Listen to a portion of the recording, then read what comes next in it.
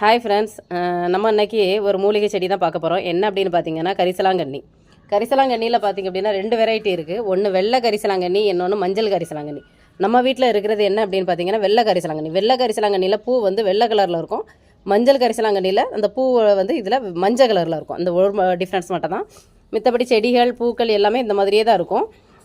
இப்போ இது வந்து என்ன அப்படின்னா அந்த ஒரு பூ இருக்குது பார்த்தீங்களா, இந்த ஒரு பூவில் குட்டி குட்டியாக இருக்கிறது எல்லாமே விதை. அந்த விதை வர்றதை நான் உங்களுக்கு காமிக்கிறேன் பாருங்கள். இதுதான் அந்த பூ வந்ததுக்கப்புறம் அதில் உள்ள விதைகள். ஏகப்பட்ட விதைகள் இருக்கும். நல்லா முத்துனதுக்கப்புறம் அது ஒன்று ஒன்றா தனித்தனியாக பிரிஞ்சு சூப்பராக வந்துடும். இந்த இருக்கா இது எல்லாமே விதை தான். அதுக்கப்புறம் அது விழுந்ததுக்கப்புறம் எப்படி இருக்குன்னு பாருங்கள். அதில் உள்ள குட்டி குட்டி விதைகள் எல்லாம் விழுந்ததுக்கப்புறம் எப்படி இருக்கும்.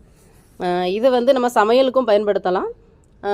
அது மட்டும் இல்லாமல் ஹேர் பேக் போடுறதுக்கும் நம்ம இதை பயன்படுத்தலாம்.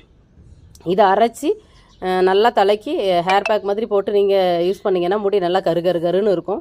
ஏன் அப்படின்னு பார்த்தீங்கன்னா அந்த இலையை பிச்சு நீங்கள் கசக்குனீங்கன்னு வச்சுக்கோங்களேன், அவ்வளோ கருன்னு மாறும். அதனால் இதை வந்து நம்ம ஹேர் பேக்குக்கும் நம்ம யூஸ் பண்ணிக்கலாம். இந்த செடி வந்து அதாவது நம்ம விதை மூலியமாகவும் எடுத்துக்கலாம், கட்டிங்ஸ் மூலியமாகவும் நம்ம வளர்த்துக்கலாம்.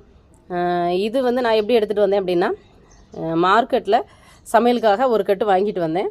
அதில் தண்டோடு அதாவது வேரோடு இருந்த ஒரு 2-3 குச்சியை மட்டும் அப்படி நட்டி வச்சேன். அது சூப்பராக தலைஞ்சிருச்சு. இப்போ இதே எனக்கு இன்னும் நிறைய வேணும் அப்படின்னா மறுபடியும் செடி வாங்கணும்னு அவசியம் இல்லை. இதை நான் மதர் பிளான்ட்டாக அப்படியே விட்டுட்டேன்.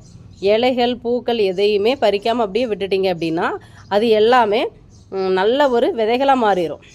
நம்ம இலைகள் பூவை பறிக்க ஆரம்பிச்சிட்டோம் அப்படின்னா அது வந்து நமக்கு விதைகள் கிடைக்காது. ஸோ அதனால் இது நான் ஒரு மதர் பிளான்ட்டாக விட்டுட்டு பூ இலை எதுவுமே நான் பறிக்காமல் விட்டதுனால அது எல்லாமே விதையாக மாறி இப்போ நிறைய விதைகள் எனக்கு கிடச்சிருக்கு. இந்த விதைகளை மறுபடியும் நிறைய தொட்டிக்கு நான் போட்டேன் அப்படின்னா எனக்கு இன்னும் நிறைய செடிகளாக நம்ம இதை மாற்றிக்கலாம். ஸோ ஒரு ஹெர்பல் நம்ம வளர்க்கணும்னு ஆசைப்பட்டிங்கன்னா நீங்கள் இந்த மெத்தடை யூஸ் பண்ணி பாருங்கள். ஒரு மதர் பிளான்ட்டை மட்டும் வச்சுட்டு அதில் அந்த விதைகளை எடுத்து நிறைய தொட்டிக்கு போட்டு விட்டு அதுலேருந்து தலைஞ்சி வர்றதுலேருந்து நம்ம இலை பூ எல்லாமே கட் பண்ணி நம்ம எடுத்துக்கிட்டே இருந்தோம் அப்படின்னா அந்த செடி நம்மக்கிட்ட இருந்துக்கிட்டே இருக்கும்.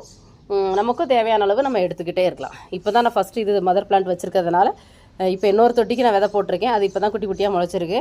இன்னும் ஒரு 5-6 தொட்டிக்கு போட்டுட்டேன் அப்படின்னா வேறு வெள்ளை கரிசலாங்கண்ணி பூவுக்கும் இலைக்கும் நம்ம வீட்டில் பஞ்சமே இருக்காது. இதை நீங்கள் சமையலுக்கும் பயன்படுத்திக்கலாம், முடிக்கும் நல்லா கருன்னு வளர்கிறதுக்கும் நீங்கள் இதை பயன்படுத்திக்கலாம். இந்த வீடியோ உங்களுக்கு பிடிச்சிருந்ததுன்னா கண்டிப்பாக லைக் பண்ணுங்கள், கமெண்ட் பண்ணுங்கள். உங்களுக்கும் இந்த மாதிரி மூலிகைகள்லாம் கிடைக்கும்போது நீங்களும் பயன்படுத்திக்கோங்க.